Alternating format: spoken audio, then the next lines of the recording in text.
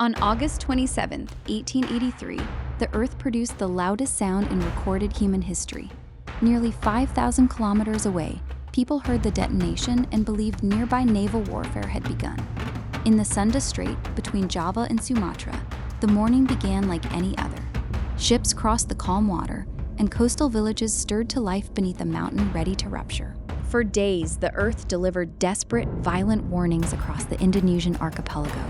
Subterranean explosions shattered the quiet, and falling ash turned bright morning skies into a bruised twilight. Yet nothing could prepare the region for the scale of violence sleeping just below the seafloor. Then, Krakatoa detonated with the force of 13,000 Hiroshima atomic bombs. A colossal column of fire and pulverized rock blasted 50 kilometers straight into the atmosphere. Successive catastrophic shockwaves tore the mountain apart, rupturing the eardrums of sailors 40 miles away. Daylight was instantly obliterated across hundreds of miles of ocean and coastline. Dense volcanic ash turned high noon into total midnight, illuminated only by relentless internal volcanic lightning. Villagers fled through blinding black snow under a sky that had completely ceased to exist. Yet the deadliest threat of the eruption was not the fire falling from the sky. Without warning, the ocean pulled violently back from the coast, exposing vast expanses of seabed. Miles away across the water, an immense wall of black ocean began to rise.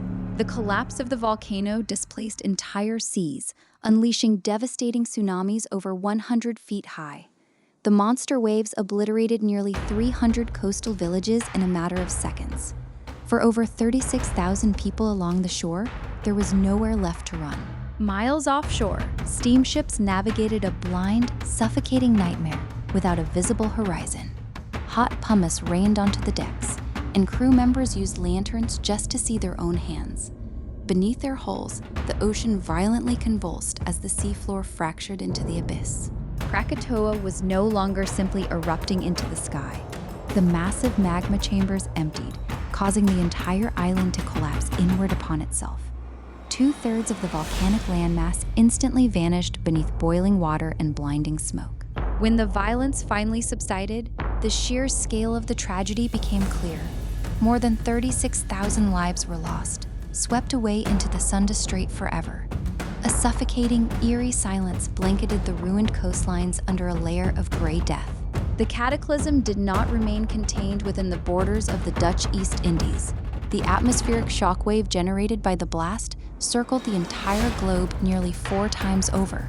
Barometers in London, New York, and Paris recorded the unseen ripple of Krakatoa's destruction. Billions of tons of sulfur and ash spread across the upper stratosphere for years. Across the globe, world temperatures plummeted, and skies burned with surreal, blood-red sunsets. The entire planet had been physically altered by the fury of a single island. On that August morning, humanity was reminded of forces beyond all comprehension and control. The Earth had torn itself open, reshaping the land, the sea, and the atmosphere forever.